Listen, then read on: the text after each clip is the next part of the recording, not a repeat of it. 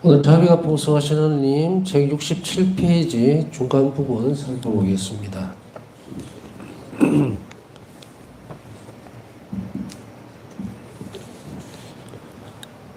지금 우리는 의탁의 발전이 단계에 따라서 나누어져 있다는 것을 알게 되죠. 배우고 있습니다. 그래서 이 단계는 어떻게 보면 계단과 같다고 해야 될까요? 올라가는. 그래서 어떻게 발전되어 가는가에 대해서 우리가 살펴보지를 않으면은 온전하게 의탁할 수가 없게 되겠죠. 그래, 예수님 저는 당신에게 의탁합니다라는 저 문구가 그렇게 쉬운 글은 아닙니다. 예수님께서는 이 상권에서 아주 중요한 위치에 있는 저 문구를, 글자를 예수님 저는 당신에게 의탁합니다라고 하는 저 글을 써넣어라. 물론 세 마디를 적으라는 게 이것은 폴란드어로 세 마디고요. 한국어로 하면은 영어로 하면 Jesus I trust in you죠. 그러니까 우리로 보면은 예수님 저는 당신께 의탁합니다 이렇게 되는 거죠. 그냥 예수님 당신께 의탁합니다 하면 누가 의탁하는지 없어져 버리죠. 그 자기 고백이 아니에요. 그렇기 때문에 반드시 주어를 넣어야 돼요. 중요한 일이죠. 우리가 보면은 성경 고해성서 줄 때도 사자경을 외울 때 사제들은 나는 성부와 성자와 성령의 이름으로 이렇게 해요. 성부와 성자와 성령의 이름을 빌어서 하는 것이 아니고 나는 예수님의 전권자로서, 이 대리자라고 하는 것은 보면은 어느 일부만 가지고 있는 것이 아니고 전권을 가지고 있는 거예요. 죄 용서에 대한. 그렇기 때문에 나는이라고 분명하게 표시를 한다는 건 대단히 놀라운 일이기는 합니다.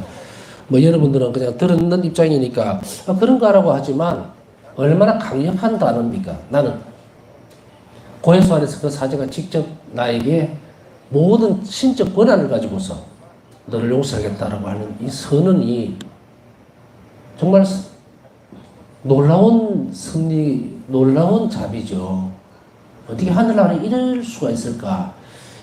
제가 이제 종종 말씀을 드리면서 자비의 신비에 대해서 묵상하고 그리고 일상생활에서 한 자비의 신비를 관상하고 실천하라고 말씀을 계속 드리고 있는 이유는 하나님께서 베풀어 놓으셨던 이 자비가 얼마나 나에게 와닿았을 때 놀라운 일인가 하는 것을 아는 것이 열쇠입니다. 문을 열어 의탁을 할 수 있는 이것이 얼마나 고귀한 줄을 모르면요 안 씁니다. 안 써요.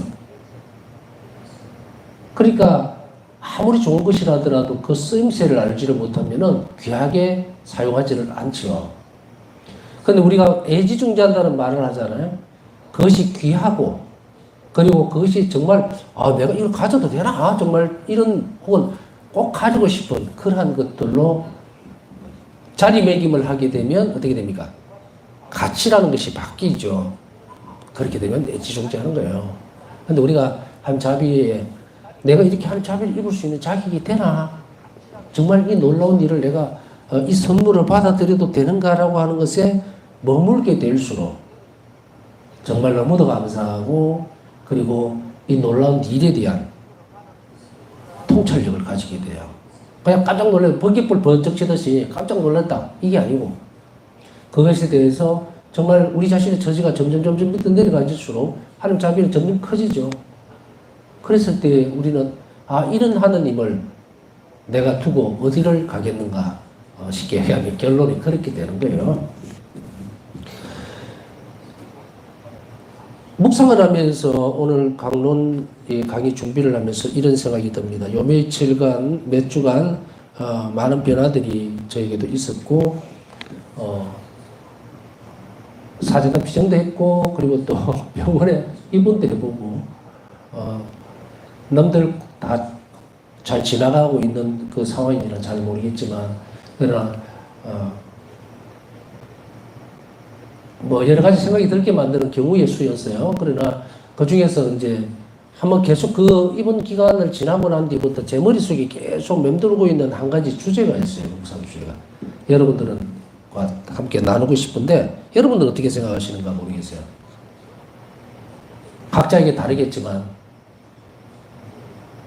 나는 무엇을 선택할 것인가에 대한 어떤 일들이나 상황이나 환경이 다 다르죠, 그죠? 예를 들면 제가 병원복을 입고 있을 때는 환자복을 입고 있을 때 딱 앉아있으니까 아무것도 할 것이 없어요. 목줄밖에는 손에 쥐고 있을 수밖에 없죠. 그런데 그 순간에 내가 멀리서 기도를 할 것인가라고 생각했을 때 그 기도의 주제도 내가 정하기 나름이에요. 아이고 예수님 빨리 낫게 해주세요. 빨리 집 보러 가야 됩니다. 집에 아무도 없는데 막 이렇게 기도를 할 것인가. 건강을 회복을 빨리 시켜주십시오.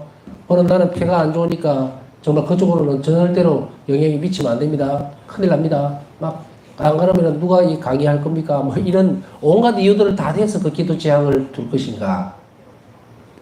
아니면 그와는 상관없이 나에게 주어져 있는 것 중에 가장 할 수 있는 일을 가지고서 할 것인가. 여러분은 어떻게 생각하세요? 저는 병원에 있으면서 이런 생각이 들더라고요. 혼자서 이제 외따로 완전히 이런 경우에는 처음 겪는 경우죠. 면회도 안 되고 아무것도 안 되는 이 상황에 갇혀져 있다는 것이. 그리고 주는 밥이나 먹고 가만히 있어야 된다는 이 상황이 받아들이기가 좀 멍한 상태이기는 합니다. 일상생활 스톱된 상태죠. 근데 거기에서 느꼈던 것은 뭐냐면, 첫째는 이거였어요.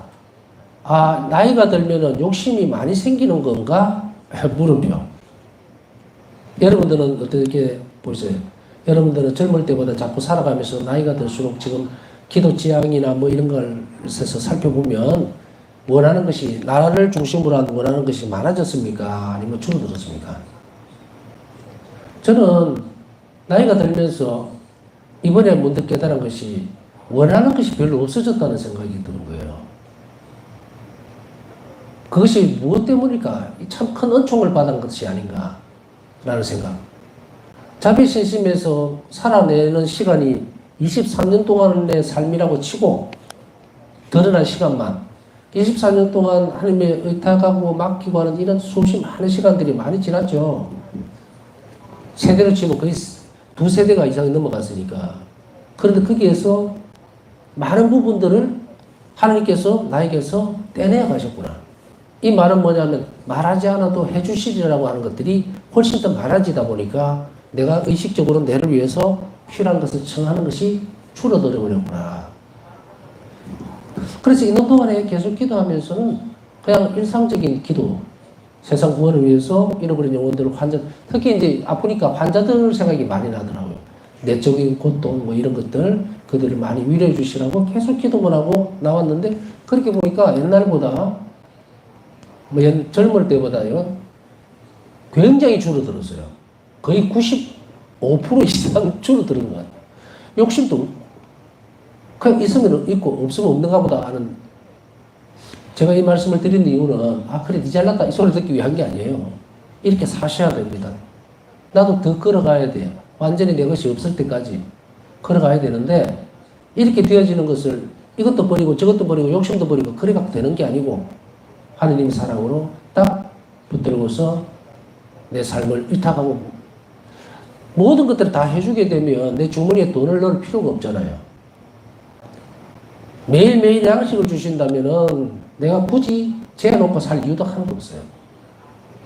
여기에서 이제 우리가 해야 될 것이 무엇인가라고 했을 때 바로 이러한 것들이 하나님께 의탁할 때 우리에게 남겨져 있는, 우리 어느 순간에 딱 봉착했을 때 가질 수 있는 특권이 아닌가. 그것이 묵상이 됐고, 여러분들도 그것을 한번 묵상해 보십시오. 두 번째로는 아무것도 할 수가 없으니까 막 화가 나기도, 이제 하나의 경우입니다. 경우의 수예요. 막 화가 나기도 하고, 왜 갑자기 병이 걸려갖고 도대체가 내가 왜 거기 가서 이렇게 됐을까? 막 누구한테 올봤을까? 아주 복잡한 생각들이 들 수 있지만 결국은 그 안에서 작은 열매들이 아니라 중심을 하나 딱 시간이 얼마 지나지 않아서 내리는 결론은 뭐냐면은 이런 거예요. 내가 할 수 있는 것을 하라. 예수님은 내 안에서 그렇게 말씀하시는 것 같아요. 네가 할 수 있는 걸 해라. 할 수 있는 걸 하라는 이 말에 여러분들이 묵상 한번 해보시라는 거예요. 할 수 있는 게 뭐지? 내가 화를 낼 수 있다? 그렇죠. 짜증나죠. 할 일도 많은데 갑자기 이래 돼갖고, 뭐 세상 사람들도 다 그런 사람들이 다 그렇게 됐기 때문에 그 경우에, 제 경우에 무엇을 한탄하고자 하는 것이 절대 아니라는 걸 아시겠죠. 묵상을 그쪽에서 해냈을 때에 그 상황을 딱 보니 봤을 때 저는 그걸 묵상해내는 거예요. 내가 할 수 있는 걸 알아. 내가 할 수 있는 게 뭘까? 그럼 긍정적인 것도 할 수 있고 부정적인 것도 할 수가 있어요. 긍정적인 것은 뭐예요? 아이고 그래 이렇게 혼자 있는데 정말 이런 시간들을 통해서 예수님과 더 깊이 함께 있으면서 친목을 지키고 이런 시간들로 더 깊이 만들어 가야 되겠다. 그리고 평상시에 기도하지 못했고 지향 두지 못했던 사람들을 위해서도 기도하고 또 병원에 있는 환우들을 위해서도 같은 동병상련이니까 하기도 하고 사실 그랬어요. 저는 아동들이 있는 병동에 있었는데 애기들 뛰어다니고 하는 그 모습 참 마음이 많이 아프더라고요. 보이지는 않아요. 나갈 수가 없으니까. 그래서 아이들이 정말 안 아팠으면 좋겠다라는 건강을 빨리 회복했으면 하는 기도도 많이 바쳤고 그래서 제가 할 수 있는 것이 하라는 것은 뭘까? 긍정적인 거예요. 근데 부정적인 건 뭡니까? 화가 나고 짜증을 낼 수도 있고 뭐 불평을 할 수도 있고 그죠? 그런 상황들. 그 상황에서 예수님이 참으로 바라시는 것이 무엇인가를 봤을 때에 정답은 뭔지 아시겠죠? 그런데 이것이 쉽지를 않습니다. 이것이 마치도 내 특권인 것 같이 보이지만 절대 그렇지 않아요. 그랬을 때에 우리는 앞으로 이제 결론은 저는 그렇게 내렸어요. 밖으로 나가면 퇴원하고 나가면 더 많은 것을 하나님께 드리도록 해야 되겠다. 많은 연습을 해야 되겠다. 그래서 정말 가능하면 내가 할 수 있는 것이 무엇인가를 찾아내라 할 때 항상 자비로운 일이 무엇인가를 내가 끄집어내야 되겠다. 나에게서. 그렇게 해서 담도록 해야 되겠다. 자, 여러분 이제 여기까지만 하고 여러분 각자 살면서 주변을 둘러보십시오. 관계가 복잡하죠? 사람들하고 어떤 청기의 모습 속에서 그 속에서 어떤 식으로도 빠져나올 수 없다면 그걸 포기하세요. 그건 우리의 몫이 아니에요. 내가 할 수 있는 걸 알아. 뭘 할 수 있습니까? 그들을 위해서 기도해 줄 수 있고 하나님께 맡겨서 그 일이 실행될 수 있도록 하는 것 외에는 우리 할 수 있는 게 없어요. 내가 화낸다고 해서 그것이 무엇이 조금이라도 바뀐다면 그걸 하면 됩니다. 그러나 어리석은 일이라는 것도 금방 불가능하죠. 그렇다면 우리는 하나님께 맡기고 하나님께서 하실 수 있도록 하는 그 일을 내가 하도록 애를 써야 된다. 이것들을 계속 연습해 나가면 의탁의 태도가 또한 발전이 되어 갑니다. 자, 제 경험과 더불어서 우리가 의탁의 태도를 지금 배우고 있기 때문에 그 단계에서 조금 더 우리가 나은 사회적 관계 그리고 사람들과의 모습들을 잘 끌어모으고 평화로 내적 평화죠. 그걸 유지하려면 이런 묵상들도 해볼 필요가 있고 자기 자신을 정립할 필요가 있다는 것을 말씀을 드리고 싶습니다. 자, 바오사 수녀는 신뢰할 수 있을 때에 아까 말씀드렸듯이 내가 그동안에 예수님께 많은 것을 맡겨드리고 의탁하는 태도가 나도 모르게 이만큼 가 있으니까 결로 살펴보니까 나를 위한 기도는 그렇게 많이 필요하지가 않더라 하는 거죠. 언젠가는 아주 없어질 때가 있을 거지만 더 많은 노력들이 필요할 수도 있습니다. 어쩌면은 못할 수도 있겠죠. 그러나 최선을 다한다는 것이 가장 중요합니다. 그래서 이렇게 신뢰함을 알 때에 하나님을 더 많이 의지하게 되고 하나님께 많은 것을 내어놓을 수 있다는 것을 바오사 성녀는 알게 됩니다. 저도 이 부분에 있어서는 이번에 많은 체험을 했고요. 내 전부가 하나님의 것임을 느낀다. 그렇죠. 이 단어가 참 우리의 삶을 바꾸어 뒤집어 놓을 수 있는 단어예요. 내 전부가 하나님의 것이다. 여러분들 이 부분도 한번 묵상하십시오. 내 전부가 하나님의 것이다. 그걸 느끼는 거예요. 내 전부가 하나님의 것이라면 아까 제가 앞에서 설명해 드렸던 것을 충분히 납득하고도 남지 싶습니다. 내 전부가 하나님의 것이라면 그러면 내 전부가 하나님의 것이기 때문에 나는 그것에 어떻게 해야 됩니까? 내놓아야죠. 억지로 뺐더니 하나님이 아니니까. 그것이 바로 느낀다. 받아들였다는 이야기입니다. 이것은 연습을 계속해서 하라는 건데 아까 거기에 현실적인 어떤 묵상거리를 제가 하나 또 던져드린 거예요. 나는 그분의 아이이고 전적으로 그분의 소유임을 느낀다. 나는 이것을 육적으로 느낄 수 있다. 이런 체험들이라는 것을 전에 그 말씀을 드렸죠. 의탁하는 사람들은 하나님 자비를 체험하지 않고서는 의탁할 수가 없다라고 얘기를 했습니다. 그러면 어떻게 체험할 것인가에 대한 것도 충분히 교육을 시켰습니다. 그리고 이제 그것을 연습하고 실생활에서 내 것으로 만들어가는 것은 여러분 각자의 책임이에요. 여러분 각자에게 맡겨져 있는 일입니다. 옛날에는 방법을 몰라서 또 어느 방향으로 가야 될지를 몰라서 그렇다 하더라도 이렇게 풀어보니까 일기에서 말하는 데하고 비슷하죠. 옛날에 구약시대 때는 정말 지능이 낮고 옛날 사람들은 지능이 낮고 그렇기 때문에 천둥번개로 가르치기도 하고 예언자들을 보내기도 하고 그죠? 그러나 오늘날 이 시대에는 누구를 보낸다? 자베 성인 파우스타 성인을 보내서 이 시대에는 분명하게 드러내주겠다 하고 우리는 지금 분명히 드러난 것을 보고 있기 때문에 이제 더 이상 어떻게 살아야 됩니까? 어떻게 체험해야 됩니까? 라고 물으면 안 됩니다. 꼼짝도 안 하고 있으면서 뭘 체험을 해요? 움직이라는 거야 이게. 움직이는 방법은 다 가르쳐 줬으니까. 나는 모든 일에서 완전하게 평안없다. 모든 것이 나를 보살피는 나의 정배가 하시는 일임을 알기 때문이다. 자, 완전하게 평안없다는 이 조건이 어떤 것입니까? 모든 일들이 하나님께서 나의 정배가 하시는 예수님께서 나를 돌보시는 일이기 때문에 어느 것 하나도 내가 그것에 대해서 불평하거나 의심하거나 혹은 그것에 대해서 조급증을 낼 필요가 없다는 이야기가 되겠죠. 바로 그 상태가 평화예요. 의탁이 되어 있는 상태. 그래서 아까 제가 앞에서 설명했던 내용도 얘기하고 연결을 하면은 좀 더 쉽게 이해가 갈 수 있고 좀 많은 부분들을 묵상해 낼 수가 있을 겁니다. 예수님께서 이 일을 하고 계시는데 그러면 예수님께서 나의 모든 것이고 내 모든 것은 예수님께 속해 있다면은 또 그분이 돌보고 계시고 그분이 나의 정배라면 어떻게 됩니까? 나는 무엇을 해야 될까요? 내가 할 수 있는 그 내 정배인 하느님께서 예수님께서 나에게 어서 가서 네가 할 일을 매일 해라라고 했을 때 그것이 나쁜 짓입니까? 남을 헐뜯고 저 사람 때문에 불안해하고 걱정하고 왜 나에게 이런 일이 벌어졌을까? 이걸 찾아라는 이야기예요? 아니죠? 그 모든 순간과 고비들이 바로 예수님께서 나에게 허락해 주신 것이라고 하는 것을 알 때에 그때에 느끼게 되는 거예요. 체험하게 되는 것이고 살로 부딪히면서 사는 거예요. 그것을 지금 얘기를 하고 있습니다. 모든 것들이 그분께서 하시는 일이라는 것을 보는 것 그게 뭡니까? 의탁의 태도로서 보는 거예요. 이것을 길러 나가고 체험해 나가고 우리 삶 속에 접목시키는 사람은 불안해 하지는 않습니다. 아 이거 어떡하지? 정말 이 관계가 어떻게 돼야 될 텐데 사실은 제가 생각할 때도 그래요. 사람 사이에서 이 세상에 한 생일을 살면서 가장 힘들고 골치 아픈 게 사람하고의 관계예요. 사람하고의 관계예요. 사람을 안 만나면 화를 낼 일도 없고 뭐 짜증 낼 일도 없잖아. 눈에 안 보이면. 그런데 또 문제가 뭡니까? 더불어 살아야 되는 것도 우리에게 주어져 있는 조건이란 말이죠.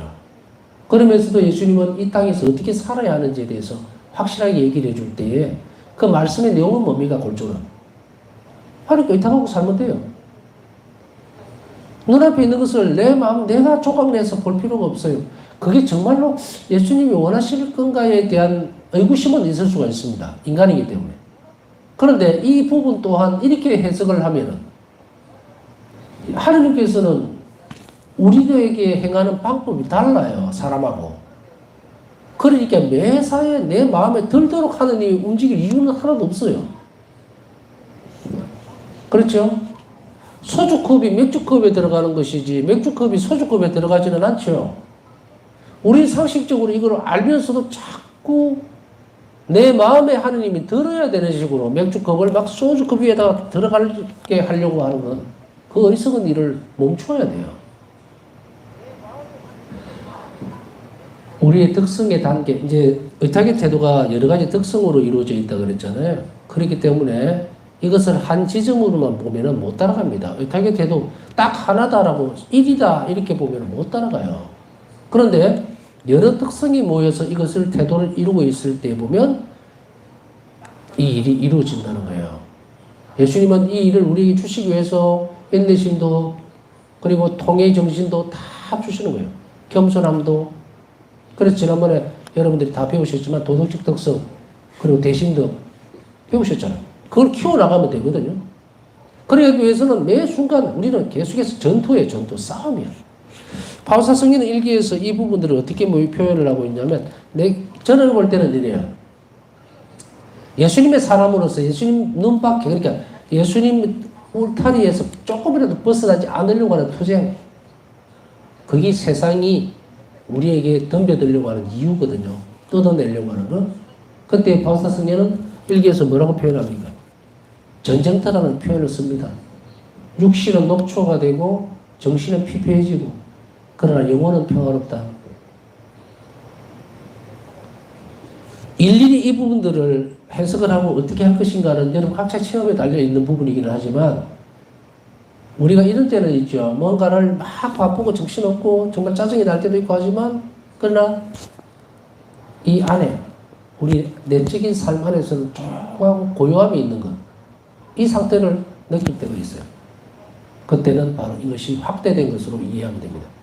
자, 바울사 성경은 그래서 밤에 병실로 돌아오셔가지고 이제 머리를 누울 때야 주님 오늘 하루의 전쟁이 끝났습니다.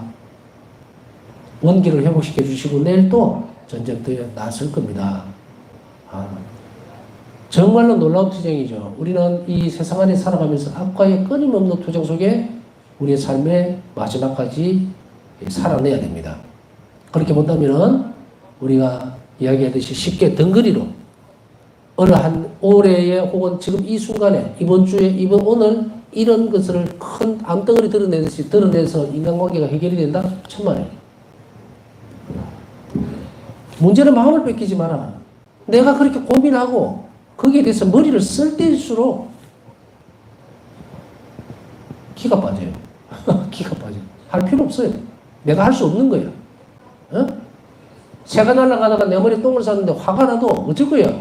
새를 잡아서 머리에 똥을 쌀 거예요? 아니라고. 안 되는 건 안 되는 거야. 근데 왜 그걸 가지고서 끝까지 물고 늘어지려고 하는 거야? 어디서 들어오는 생각인가? 그게 악입니다. 우리를 분노에 머물게 하는 것. 그리고 할 수 없는 것을 할 수 있는 듯이 자신이 붙들고 있는 것. 제가 이런 의미에서 아까 말씀드린 거예요. 내가 할 수 있는 일을 해라. 내가 할 수 있는 일을.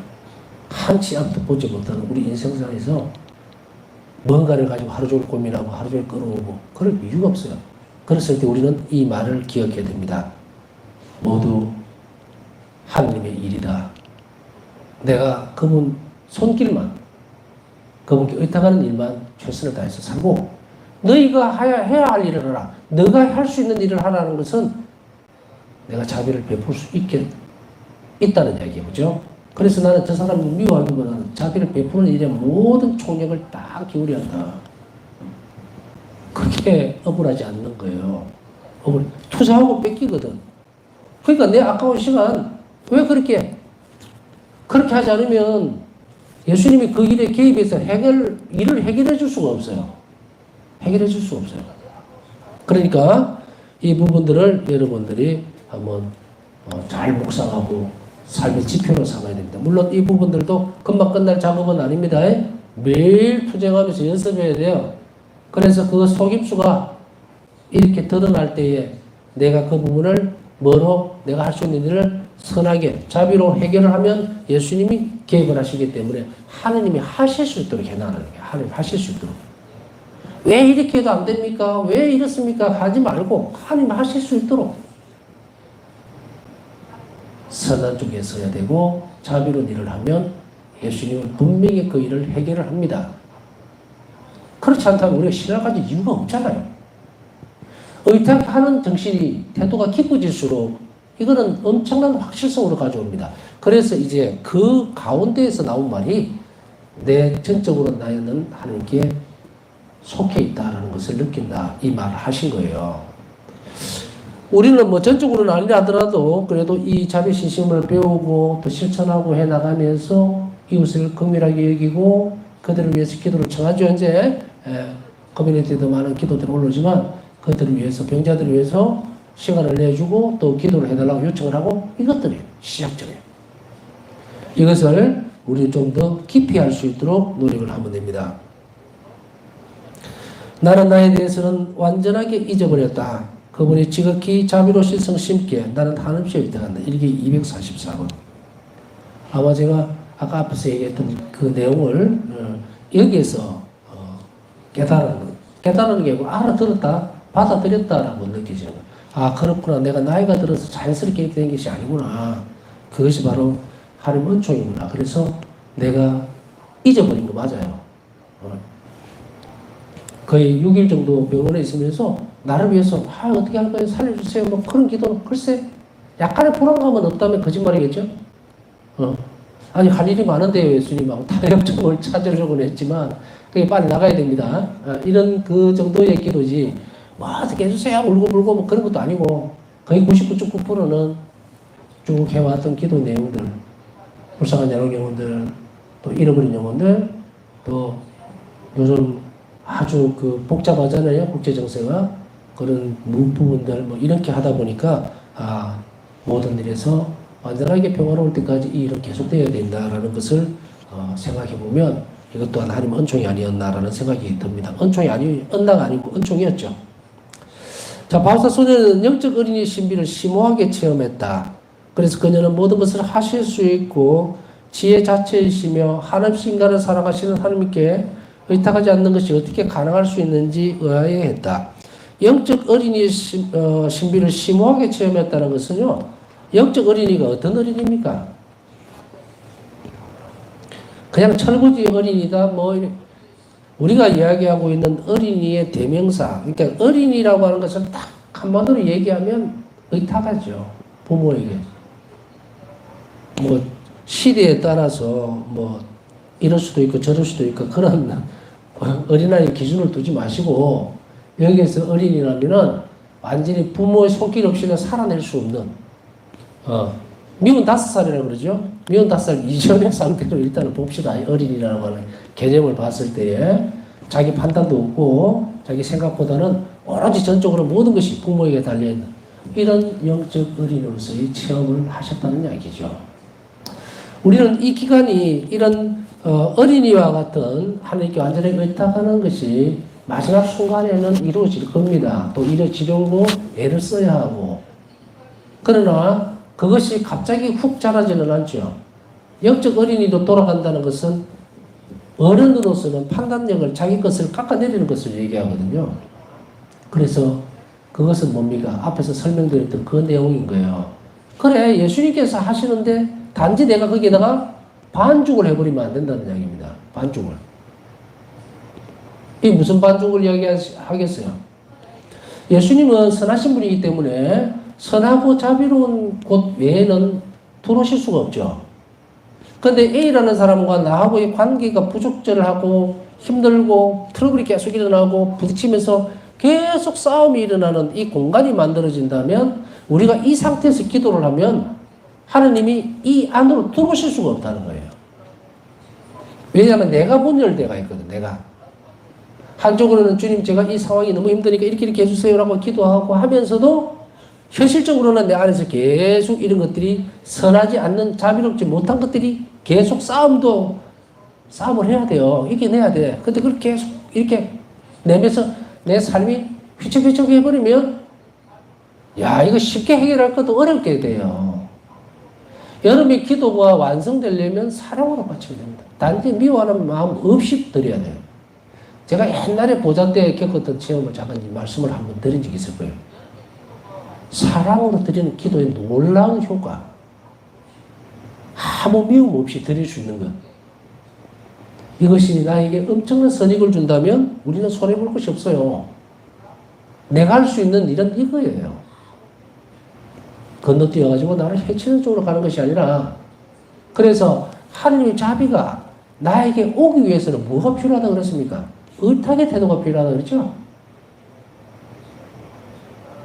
그러니까 하나님을 믿는다라고 하면서도 자꾸 내 식으로 내 감정, 내 생각, 내 사고 이렇게 막 들어가 버리면 하나님께서 내 기도를 안 들어주시는 것이 아니라 이것이 들어올 수가 없다는 거예요. 이 문제가 해결이 안 돼요. 결과는 좋은 걸 거거든요, 분명히. 근데 하나님이 그 일을 하실 수가 없어요. 내가 다 해버렸으니까. 그러니까 우리는 뭐 쉽게 얘기하면 양쪽에 떡을 들고 막 이렇게 주물럭거리니까 될 일이 안 된다는 거예요.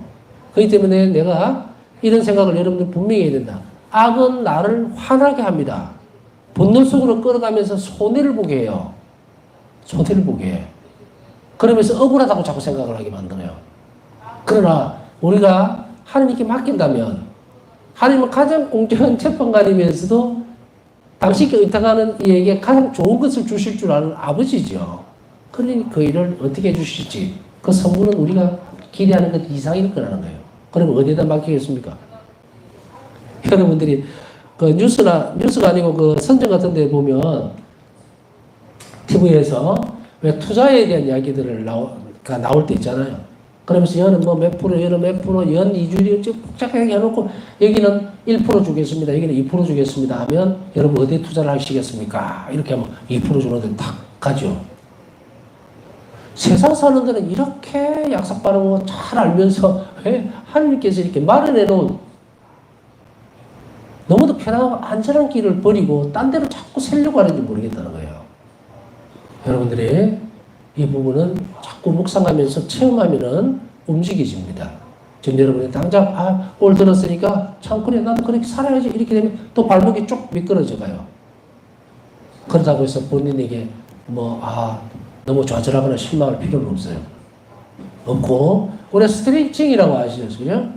근육이 갑자기 뭔가를 운동을 확 해버리면 놀래니까 천천히 부드럽게 푸는 동작들이 있다고요. 자비신심에서 보면은 여러분들 배우고 또 여러분들에게 이렇게 하십시오. 묵상하셔야 됩니다 하면 부드러운 스트레칭입니다, 이게. 그걸 하셔야 돼요. 안 그러면 갑자기 이게 탁 끊기지를 않아요, 절대로. 영혼이 열리기 위해서는 바로 이런 부드러운 동작들, 하나님을 믿고 의지하려고 하는, 의탁하려고 하는 그런 것들, 그것을 자꾸 연습을 해야 합니다. 자신의 마음 안에 머무시는 자비로우신 예수님과 끊임없이 결합하는 실천. 자비로우신 예수님과 우리 안에서 내적으로 끊임없이 결합할 수 있는 이 실천은 어떤 것일까요?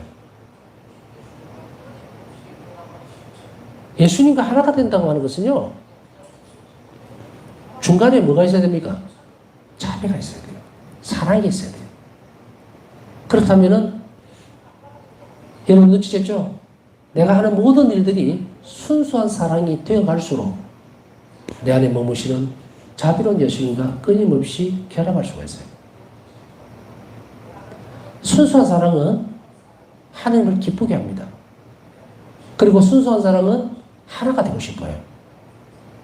그래서 이 결합을 하는 실천 생활이 뭔지 아시겠죠? 어떤 것을 하든 내 이윤이나 생각보다 나를 위하기보다 남을 위해서 내놓을 줄 아는 것. 바로 그런 것들이에요.